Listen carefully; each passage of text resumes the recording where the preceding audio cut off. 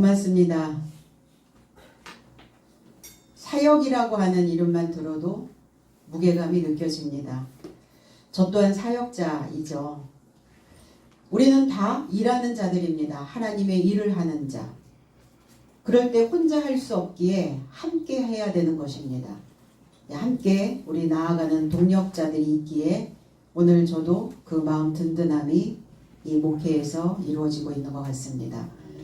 1절로 3절 그래서 그가 더베와 루스드라에 이르고자 도달하였다.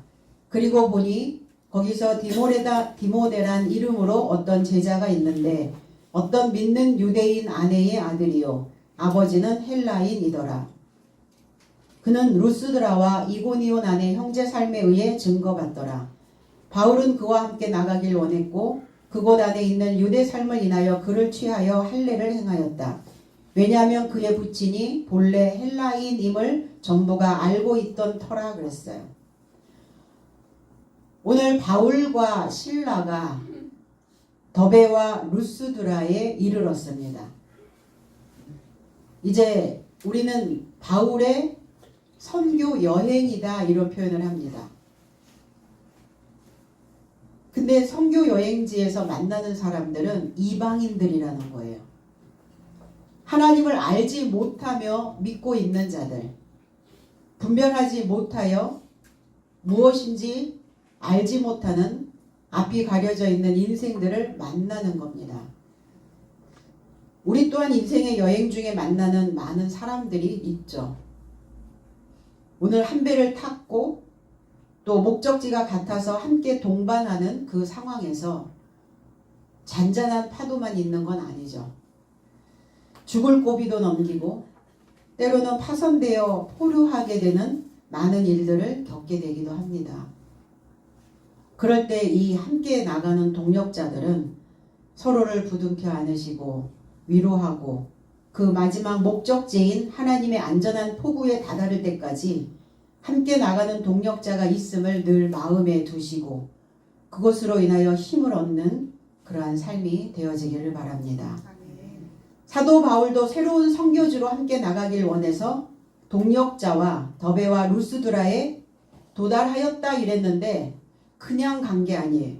그리고 더베와 루스드라는 가까운 거리가 아닙니다. 상당히 먼 거리예요. 우리도 먼 거리에서 교회에 참석하고 있는 분들도 계시는데 이렇게 어떤 지역이나 거리나 이런 것들을 따지지 않고 내 안에 하나님이 해야 되는 하나님께서 원하시는 그 사명들을 감당해야 되기 때문에 가는 겁니다. 근데 어떻게 가느냐? 평탄한 길이 아니라는 거예요. 관통하여 도달하였다 이랬어요. 관통이에요. 뚫고 가는 거예요. 폭우가 쏟아져도 뚫어야 되고 눈보라가 몰아쳐도 뚫어야 되고 내 삶 속에서 상황적으로 장애물이 등장하는데 장애물이 있을 때마다 그걸 다 뚫고 관통하며 가는 겁니다.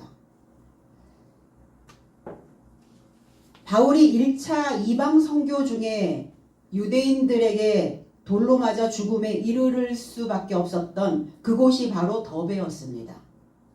근데 또 그곳을 또 간 거예요. 죽기를 각오하고 목숨을 내놓는 거죠. 우리는 사실은 어떤 위험한 곳 그리고 그 위험한 일을 겪었던 곳 그 트라우마가 생기죠. 다시는 가고 싶지 않죠. 그래서 사람들은 그렇게 얘기해요. 내가 그곳을 향하여 눈길도 안 줄 거야. 이렇게 얘기를 하는데 바울은 사고 자체가 남달랐나 봐요. 또 그곳을 또 간 거예요. 죽을 뻔한 그 지역을 또 방문을 합니다. 그리고 그곳에 가서 친구를 만납니다. 진정한 친구. 그리고 그 속마음을 다 알아볼 수 있을 그 친구 가이오를 만나게 되죠. 이 더베라고 하는 의미 소나무라고 하는 의미가 있어요. 소나무. 늘 푸른, 늘 그 푸른 빛을 가지고 있는 이런 의미이기도 하지만 소나무의 잎을 하나하나 보면 바늘잎이죠. 뾰족해요. 날카로워요. 그래서 때로는 그 인생들을 만날 때마다 찔리기도 하고 그 솔가지를 따다가 솔가지에 눈이 찔려서 소경이 되는 상황도 있고, 그리고 가연성, 불이 붙으면 꺼지지 않는 그 송진이 많이 들어있어서 이 소나무 숲에는 산불이 한 번 나면 굉장히 큰 피해를 입기도 합니다. 그럼 저와 여러분들이 나무숲이죠. 소나무와 같은, 때로는 비늘 같은 그러한 바늘잎으로 또 날카롭게 되기도 하고, 때로는 불이 붙어서 그것이 오랫동안 꺼지지 않는 그런 불이 되기도 하고. 그래서 오늘 바울은 그들에게 거룩한 불을 붙이려고 더베로 간 겁니다. 더베와 루스드라, 양무리라고, 양의 무리라는 의미예요. 그러니까 그 양의 무리에 목자가 있어야 되겠죠. 감독자가 있어야 되겠죠. 그래서 바울과 실라가 지금 함께 나아가는 동력자로서 지금 그곳을 가게 됩니다. 그곳에 있었던 자 디모데를 만납니다. 여기에서 하나님께 사랑받는 자라는 뜻이에요. 이 단어가 또 티메라고 하는 그 동의어에서 만들어진 단어인데, 대가라는 단어, 지불된 돈, 이런 의미를 가지고 있어요. 믿음을 우리가 지키고 우리 믿음을 수호하기 위해서 사역자들은 대가를 지불하게 됩니다. 그러니까 지불하지 않고 가지고 가면 도적이라고 얘기하죠. 그가 누구였느냐? 가롯 유다였어요. 가롯 유다, 이스카리옷이란 단어, 이스카리옷, 히브리어로 이스카리옷, 이 가리옷이라고 하는 단어, 가롯이라고 하는 단어, 이 단어는 거짓말쟁이라는 뜻이에요. 가짜라는 의미를 가지고 있습니다. 그러니까 대가를 지불하지 않은 자의 표본이 바로 이스카리옷 유다예요. 그러니까 하나님은 누구에게 더더욱 대가를 원하실까요? 누구에게 지불받기를 원하실까요? 사역자들입니다. 무겁죠. 늘 지불해야 되니까, 늘 대가를 치러야 되니까. 그런데 그만큼 은혜를 주신다는 거예요. 그만큼 그 삶이, 그것을 감당하며 갔을 때 하나님께 드리는 그 영화로운 삶으로 하나님은 그것을, 그 대가를 받아들이고 계신다는 겁니다. 그럼 하나님은 그 사역자들에게 또 대가를 안 주시겠어요? 당연히 주시죠. 히브리서 13장 25절에 은혜가 너의 모든 삶에 함께 있으라. 이탈리아로부터 디모데로 인하여 히브리 삶을 향하여 기록되었다 그랬어요. 히브리서는 디모데로 인하여 기록된 것입니다. 오늘 우리가 히브리서의 소식을 듣는다는 것은 은혜죠. 그런데 누가 들을 수 있느냐? 사망의 강을 건넌 삶에게만 기록될 수 있어요. 그래서 이 사망의 강을 건널 때 동력자가 필요합니다. 함께 건너가는 거예요. 그렇기 때문에 어떠한 물이 우리의 삶에 몰아쳐도 함께 가는 동력자들이 있으면 그것으로 인하여 우리는 힘을 발휘하게 된다는 겁니다. 디모데의 모친은 유대인입니다. 디모데의 아버지는 헬라인이에요. 그러니까 디모데가 하나님께 사랑을 받는다는 것은 뭐냐면 헤브라이즘의 사상과 헬레니즘의 사상, 두 사상을 다 가지고 있는 거예요. 그러니까 사랑은 누구에게 사랑을 주고 사랑을 받는가? 포용이죠. 그러니까 배포가 큰 거예요. 왜? 두 사상이 있기 때문에 편견이 없는 겁니다. 선입견이 없는 거예요. 아, 저 사람 그럴 것이다. 저 사람은 그렇겠지. 이 편견이고 선입견이거든요. 그게 없다는 거예요, 디모데는. 그러니까 하나님이 사랑하시는 자예요. 그리고 또 하나님을 공경하는 자이기도 합니다. 어머니가 유대인이니까 얼마나 철저한 법 안에서 성장했겠어요. 아버지가 헬라인이니까 얼마나 박식한 지식으로 풍성하겠어요. 디모데가. 그를 제자 삼으셨다는 거예요. 그리고 디모데를 아들이라 이렇게 표현을 합니다. 사도 바울께서는. 그러니까 디모데 집안 자체가 믿음의 대가를 치른 자들이에요. 행실이 옳은 자들이라는 겁니다. 그 어머니가 해야 되는 일이 뭘까요? 여자라고 하는 단어입니다. 이게 귀내라는 단어, 부인이란 단어이기도 해요. 여자의 신앙이 중요해요. 부인의 신앙을 따라갑니다. 어머니의 신앙을 본받습니다. 그 속을 이끌어가는 자가 바로 어머니예요. 바로 부인입니다. 골로새서 3장 18절로 19절에 아내된 삶이여 자기 남편된 삶에게 복종하라. 그가 주 안에 있는 만큼 타당하다. 남편된 삶이여 아내된 삶을 사랑하며 그녀의 삶을 향해 쓰게 하지 마라. 비참하게 하지 마라. 남편과 아내, 우리가 살아가는 이 현실 속에서 지금 맺어져 있는 부부관계를 이야기하기도 하고, 그리스도 예수와 나 성도들 간에 남편과 아내에 이렇게 표현하기도 하고, 지도자와 성도들 간에 남편과 아내로 이렇게 성경은 표현하고 있습니다. 그럼 보여지는 것은 남편과 아내, 교회에서 지도자와 목자와 성도 간의 관계. 그러면 이 성도들은, 아내들은 남편에게 순복하라는 거예요. 무엇에 복종하라는 것인가? 말씀에 복종하라는 거죠.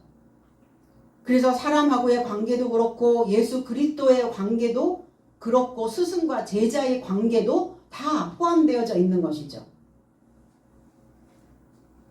그 성도, 그가 주 안에 있는 만큼, 주 안에 있는 자라면 그는 타당한 자다. 그가 옳은 자다. 그러면 남편된 자들은 뭘 해야 되느냐? 아내를 위해서 사랑하래요. 남편이 아내를 사랑한다는 것은 법 안에 법을 지켜주는 거예요. 하나님이 원하시는 그 교훈 안에 들어가 있는 것을 아내 사랑한다 이렇게 표현하고 있습니다. 그리고 그 아내의 삶을 향하여 쓴 것을 주지 마라. 쓰다, 쓰라리다, 고통스럽다, 비참하다 이런 표현들이에요. 이게.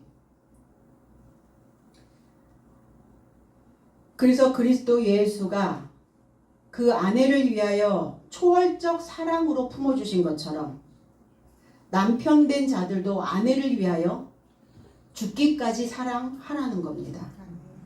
계시록 10장 10절에 그리고 내가 사자의 손에서 책자를 취하였고 그것을 삼켰더니 내 입 안에서 꿀같이 달콤하더라. 그리고 그것을 내가 먹었더니 나의 배가 쓰게 되었다 그랬어요.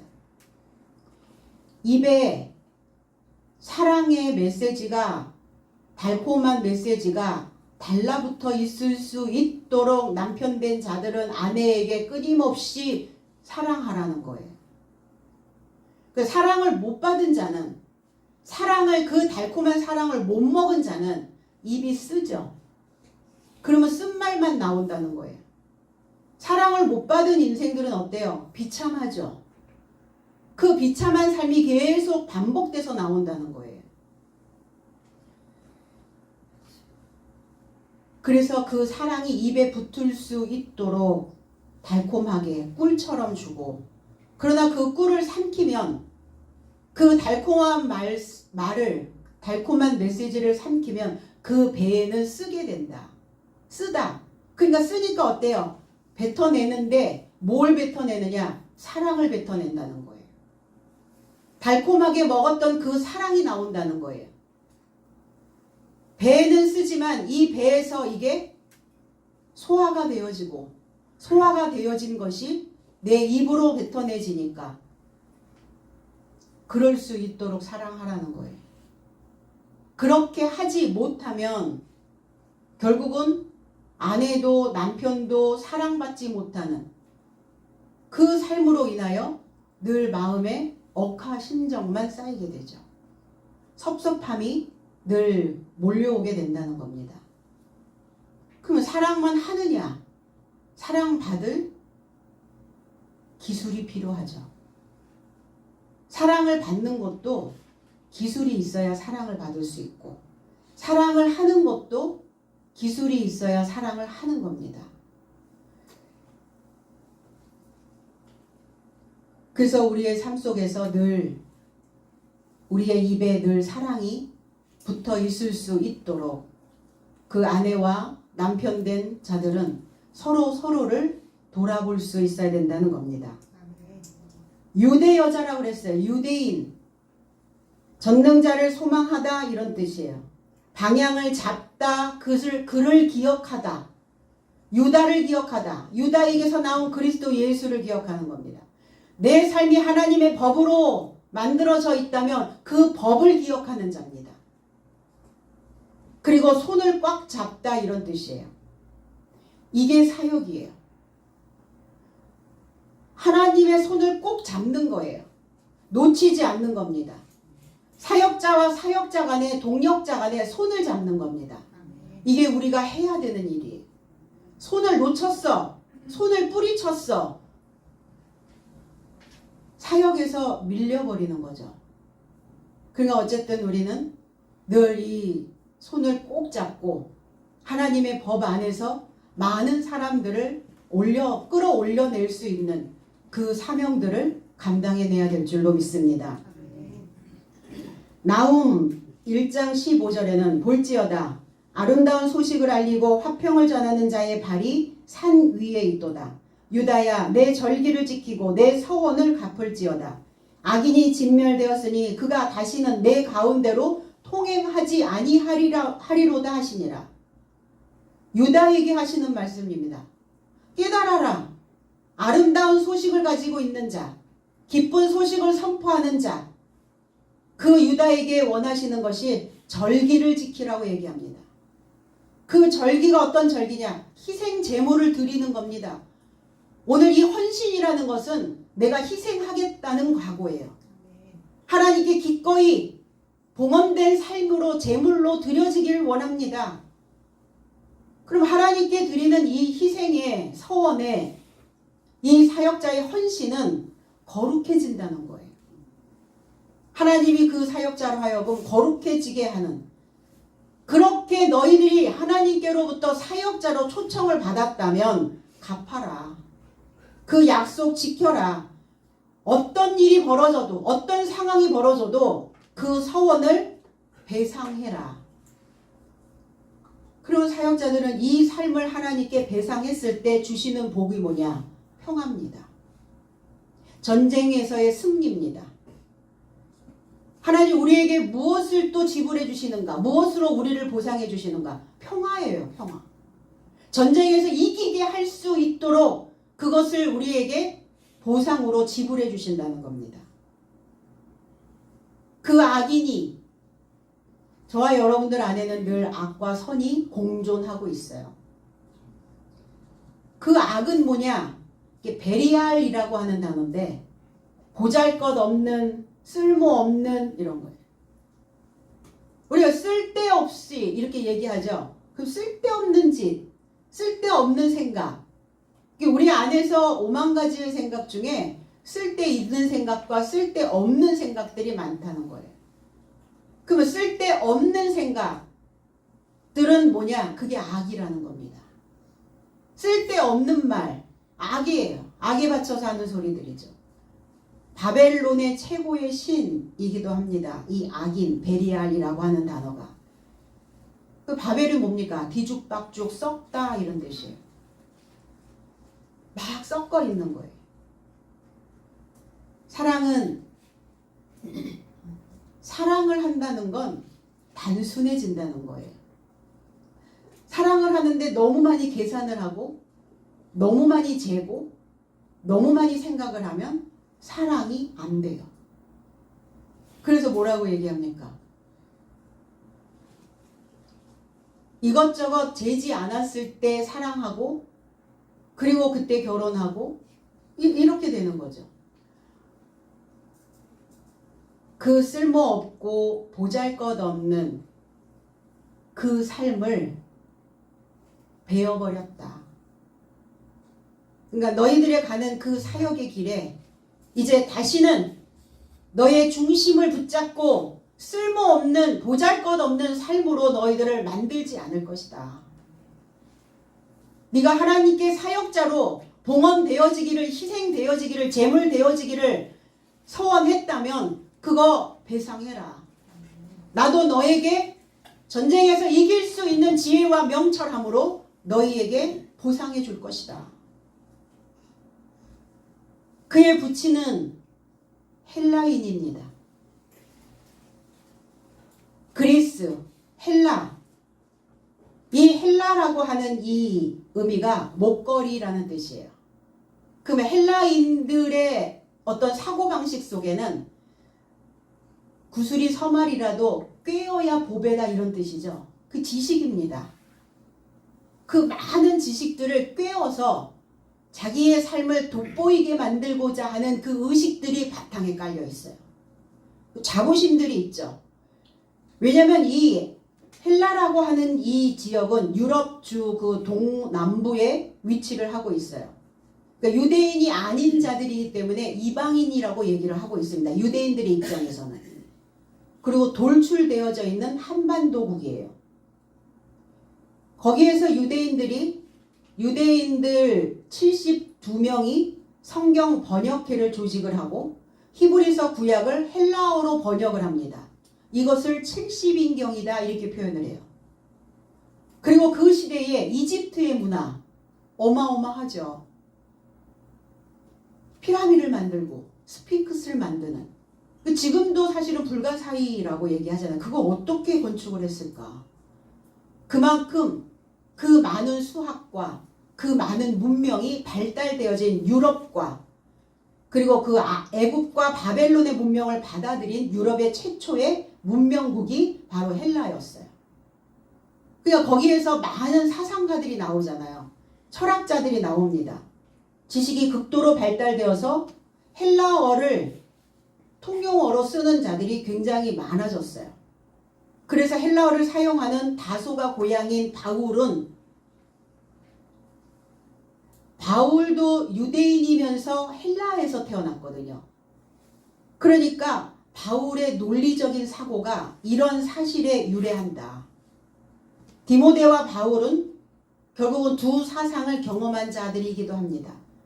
그 풍부한 지식을 가지고 있는 사역자들이에요. 그러니까 지식이라고 하는 것은 단순히 내가 뭘 알아의 수준이 아니에요. 나 그거 알아. 그러면 그게 진짜 참된 살아있는 지식이 되려면 자기 자신을 개혁해내는 거예요.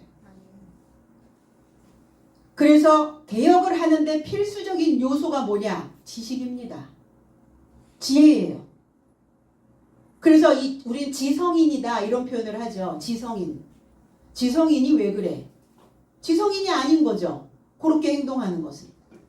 그러니까 지성인들은 그 지식을 가지고 자기 자신을 늘 새롭게 꾸며요. 자기 자신을 늘 창조해내는 자들이라는 겁니다. 세상이 어떠하든 세상을 향하여 변혁할 수 있는 마음가짐을 늘 가지고 있는 자들을 우리는 지성인이라고 말합니다.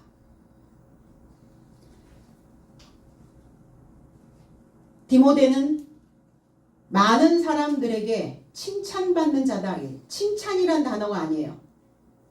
칭찬이라고 하는 단어가 아니라 이 단어가 말티레오라고 하는 단어, 증인이 되다 이런 뜻이에요. 증인이란 단어입니다. 디모데전서 4장 6절로 7절에 내가 이런 삶을 형제들에게 내맡기고 믿음과 좋은 교훈의 말씀으로 양육받아서 통달하면 그리스도 예수의 좋은 봉사자가 될 것이다. 불경스럽고 낡아빠진 우화를 거절하고 경건을 향해 자신을 훈련하라. 너는 이런 삶을 전파하고 가르치라. 아무도 너의 젊음에 업신여기지 못하게 하되 말 안에서, 생활 안에서, 사랑 안에서, 믿음 안에서, 정결 안에서 믿는 삶의 본이 되라. 이 사역자가 갖춰야 될 덕목들이죠. 좋은 교훈의 말씀으로 양육받고 어떤 삶이든 통달하고 좋은 봉사자가 되고 불경스럽고 낡아빠진 우화가 뭐냐? 사실에 관한 직접적인 기록이나 묘사와는 달리 가상의 인물, 가상의 이야기, 거짓된 이야기를 형성하는 것을 우리는 허구라고 얘기합니다. 이게 미도스라고 하는 단어인데 우화라는 단어가. 그래서 라틴어 픽티오라고 하는 단어에서 온 거예요. 우리 픽션 그러죠. 이게 픽티오라고 하는 단어에서 온 거예요. 가상의 이유, 거짓된 것. 그러니까 성경을 그렇게 만든다는 거예요. 거짓되게, 잘못되게, 우화로 이렇게. 그건 낡아 빠진 우화인 것이다. 사실적인 것들을 너희가 증명할 수 없다면 그건 다 픽션이다. 그건 다 허구다. 그건 다 우화다. 사람들은 그거 좋아하잖아요. 우화를. 신화 이런 거. 그리스 로마 신화. 신이 인간에게 질투를 느낀대요. 아니 뭐가 부족하다고 신이. 신에게 없는 것이 한 가지 있는데 그게 뭐냐면 죽음이랍니다. 신은 죽지 않죠. 불멸이죠. 근데 가장 부러워하는 게 뭐냐면 죽음이래요. 인간은 죽거든요. 그 죽을 때 어떻게 죽죠? 정리하잖아요. 주변을 정리하고 살아왔던 삶을 되돌아보고 그리고 내가 무엇을 남겨야 되는지 내 이름이 어떻게 내 후손들에게 기억될지를 생각하잖아요. 죽음이 있기 때문에 삶이 절실한 겁니다. 죽음이 없다면 절실한 게 없어요. 절박한 게 없습니다. 소중한 게 없어요. 감사가 없어요. 오늘 하루를 은혜로 주신 거에 대한 감사죠. 그래서 저와 여러분들의 삶이 정말 사역자들의 삶은 실체가 되어져야 돼요. 그리스도인으로서 살아가는 본체, 실체, 실상 그게 되어져야 된다고. 허구 안 되죠. 거짓말 안 된다는 거예요. 겉은 그런데 속은 아니야. 들통이 나죠.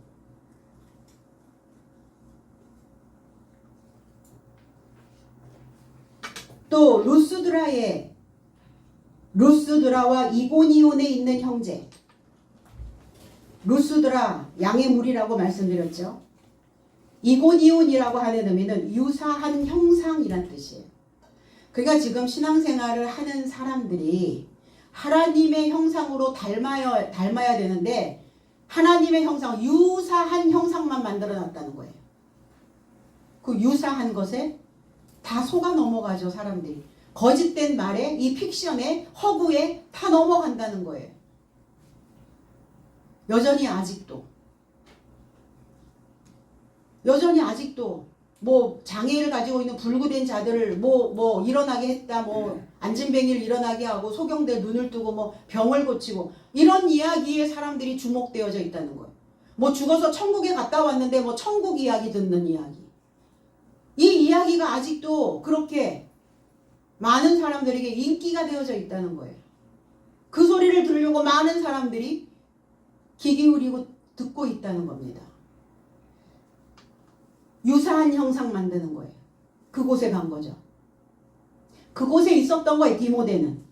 고린도후서 3장 17절로 18절에 주는 영이시니 주의 영이 계신 곳에는 자유가 있느니라. 나의 모든 삶이 벗겨진 얼굴로 주의 영광을 그 같은 형상으로 비춰보고 있으니 영광에 이르고자 영광으로부터 변화되었으니 곧 주의 영으로부터 된 것이다 그랬어요.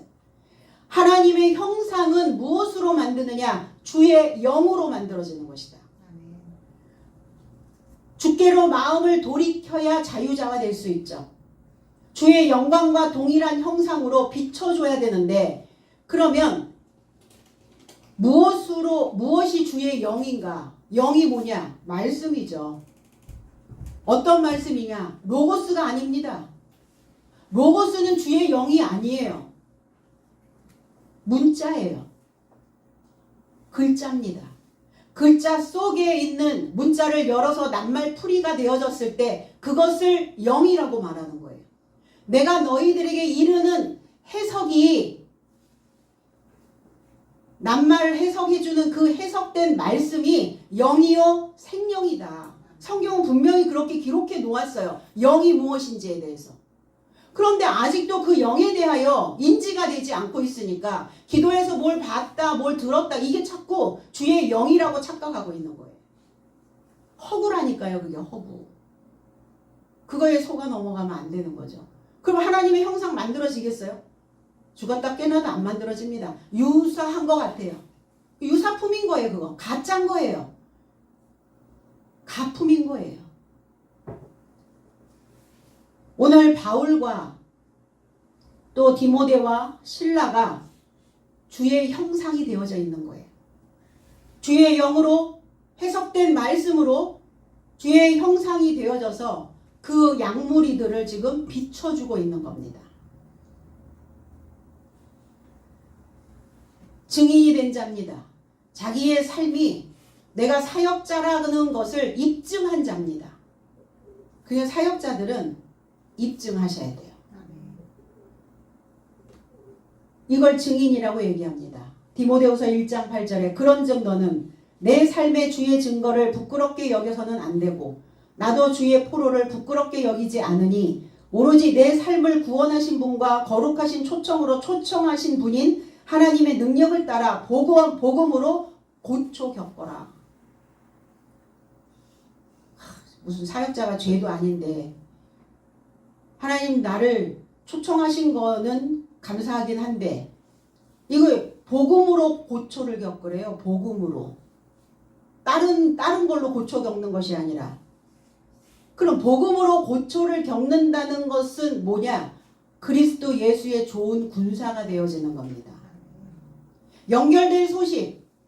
그 연결된 소식이 내가 되어져야 되고 기쁜 소식이 내가 되어져야 되고 내 안에 사랑의 메시지가 나가야 되고 인생들을 품어내야 되고 배려해줘야 되고 이래야 되니까 그게 고초라. 싫으면 끊어버리고 싫으면 잘라버리고 싫으면 그만둬버리고 이러면 되는데 그럼 고초 겪을 일이 없어요. 아무것도. 근데 그거를 이어가야 되니까 연결되어져 가야 되니까 고초라는 거예요. 그러니까 증인인 걸 어떻게 해요? 증인으로 하나님께서 위탁하신 그 사역을 또 감당하며 가는 것 자체도 고초입니다. 사역자들에게 위탁하셨거든요. 위탁물을 주셨단 말이에요. 사역자에게 하나님께서 주신 위탁물은 복음입니다. 그러니까 이 연결된 소식으로 연결돼야 되기 때문에 고생이에요. 그래서 사역자들의 삶은 그냥 이렇게 뭐 꽃길을 걸어가는 평탄한 고속도로만 달리는 게 아니에요. 악전고투라는 단어가 있습니다. 악전고투. 이게 함께 동역하는 사역자들의 길이에요. 그러니까 성도들은 그리고 지도자는 그 사역자들을 위해 더 많이 기도하고 더 많이 애쓰는 것에 대하여 감사하고 그 마음을 또 애처로움을 또 받아주시고 죽을 힘을 다해서 고되게 싸우고 있는 거예요. 어려운 조건 속에서 힘을 다해서 싸우고 애쓰고 있는 겁니다. 악전고투. 그래서 사역자들의 전후에 끈끈하죠. 사실은. 필요하죠. 좋은 군병이 되는 것, 좋은 군사로 하나님께 헌신하는 것. 이게 사역자들의 헌신된 삶이라는 겁니다.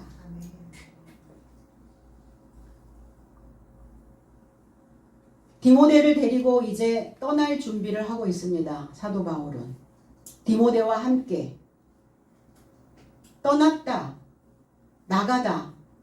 그러면 떠난다는 것은 퍼뜨리는 거예요. 하나님의 복음을 퍼뜨리러 나가는 겁니다.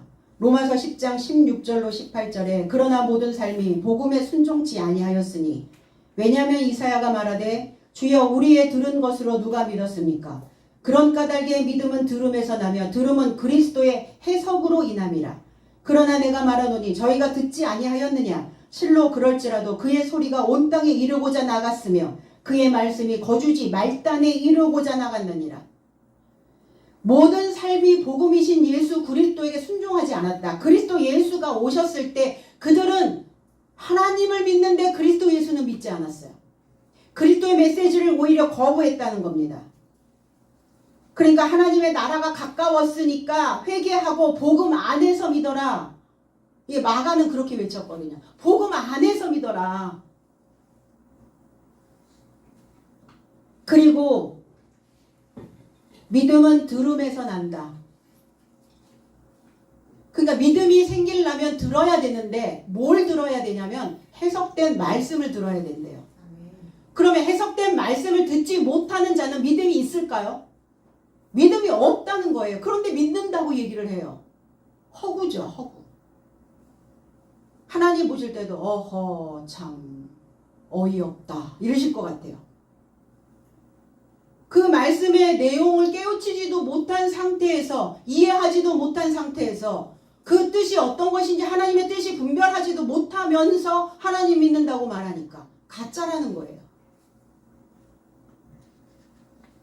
그래서 해석된 말씀이 나의 거주지인 말단까지 관통되어 퍼져나가는 것이다. 그럼 우리의 내가 거주지, 내가 살고 있는 거주지인데 그 거주지의 끝이 어딥니까? 입입니다. 입. 입가장자리. 잎의 끝, 입 끝단까지. 그래서 우리의 입에 복음이 있는 거예요. 복음 한가득 머금고 있는 겁니다. 그러니까 그 입이 보배로워야 해요. 구강청결. 충치 먹으면 어때요? 입에서 악취가 나가잖아요. 벌레 먹는단 말이에요. 입이. 갖은 것들이 입으로 다 들어오기 때문에 갖은 음식들이 청결하지 않으면 금방. 그러니까 사역자의 입은 늘 보물을 쏟아내는 입이어야 된다고요. 그를 데려다가 그런데 이제 유대인들이 뭔가 이렇게 태클을 거는 거죠. 디모데가 그곳에서 사역한 지가 얼만데 그의 삶을 보면은 알 텐데 디모데의 아버지가 헬라인이었기 때문에 이방인으로 취급하는 거예요. 유대인들 입장에서는. 그러니까 할례를 해야 된다 이렇게 얘기하는 거예요. 그러니까 데려다가 디모데를 그냥 데려가는 게 아니라 그 한 사람을 얻기 위하여 전쟁을 치룬다는 거예요. 지도자 입장에서. 그 사역자 한 사람을 붙잡기 위해서 전쟁을 치르는 거예요. 쟁취하는 겁니다. 로마서 1장 5절에 그로 인하여 내 삶이 은혜와 그의 이름으로 초월하여 이방의 삶 안에서 믿음의 순종에 이르는 사도직을 쟁취하였다 그랬어요. 그럼 우리도 사역자로서의 이 길을 걸어가는 것도 전투라는 거예요. 왜? 하나님이 우리를 내가 원해서 가는 길이 아니었다고요. 난 그냥 세상적으로 그냥 일일이 만보로 살고 싶은데 하나님 나를 사역자로 초청하신 거예요. 그런데 보니까 자격도 없는 것 같아요. 내가 뭘 할 수 있을까? 그런데 하나님께서 나에게 그 직분을 주셨으니까 이 직분을 감당하려고 얼마나 많은 전쟁을 치렀겠어요. 그러면 오늘 디모데도 마찬가지라는 이야기예요. 오늘 사도 바울도 똑같다는 이야기예요. 그거를 쟁취했다. 하나님의 뜻대로 순종해야 되고 그걸 유지해야 되니까. 그래서 목사 안수를 받고 전도사 직분을 받고 강도사 직분을 받고서도 그 직분을 그거를 쟁취하지 못하는 자들은 파직당합니다. 파직당하는 거 보셨잖아요. 그래서 사역자로 산다는 것은 전투. 이길 힘 주시겠죠. 이겨야 서로 사도로 사역자의 길을 걸어가게 되는 겁니다. 디모데를 데려다 할례를 행합니다. 도려내는 거예요. 섞여 있는 것 있지 않나 점검하는 겁니다.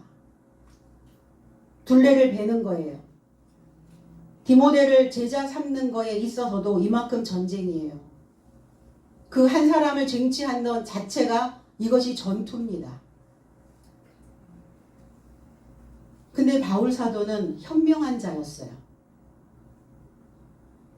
유대인들이 그렇게 태클을 걸고 넘어올 때 무슨 소리냐 이러고 붕괴하고 그들과 맞서서 대적해서 싸울만 한데 그렇지 않았다는 거예요.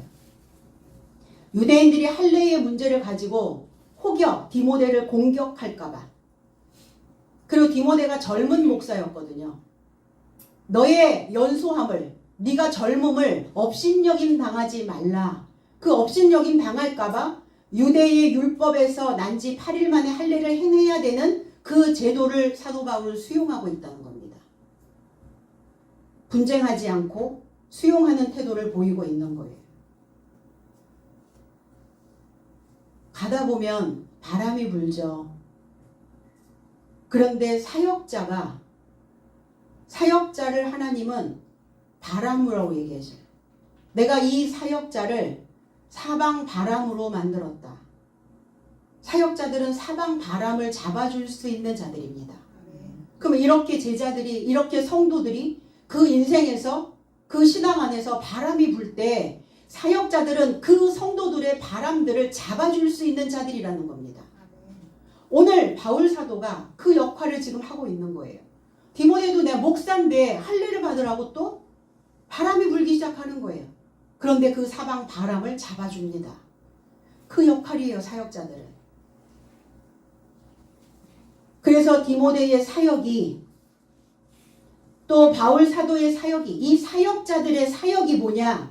하나만 알고 둘은 모르는, 하나만 알고 하나님은 아는데 둘은 모르는, 그리스도 예수는 모르는 유대인들, 헬라인들을 그리스도 예수의 포로 만드는 거예요.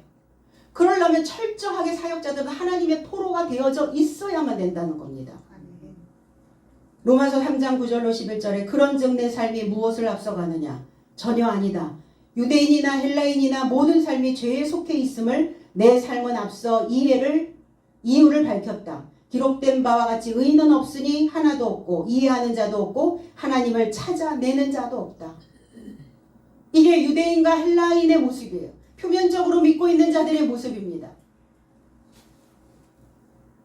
헬라인도 유대인도 헬라인도 모두 죄에 속하여 있다. 그러니까 복음을 통해서 구원에 이르고자 믿는 모든 자에게 하나님의 능력으로 입혀줄 것이다. 그게 사역자의 몫이거든요. 사역자들에게 주시는 거예요. 그런데 그 복음은 그렇게 들어가는 거예요. 첫째는 유대인에게, 둘째는 헬라인에게. 이렇게 순차적으로 들어가는 거예요. 반드시 먼저 유대인에게, 그 다음에 헬라인에게. 그래서 사역자들은 이 유대적 사고와 헬라적 사고, 하나님을 믿는다고 말하는 자들에게는 하나님을 이해시키고 하나님이 없는 헬라인에게는 하나님을 찾는 방법을 가르치는 겁니다. 오늘 사역자 헌신 예배 드리는 저와 여러분들은 감독자들입니다. 자기 자신을 먼저 감독하고 내 삶이 누구한테 펼쳐 보여도, 누구한테 펼쳐놔도, 누구에게 장을 열어도 손색이 없는, 부끄럽지 않는 정말 사랑의 메시지를 내가 가지고 있는지 나를 감독하시고, 그리고 바울처럼 현명하여 넓은 아량과 디모데로 하나님께 대가를 지불하며 사랑받는 삶으로 함께 나가는 동력자가 되시기를 예수 그리스도의 이름 안에서 축복드립니다. 기도하겠습니다.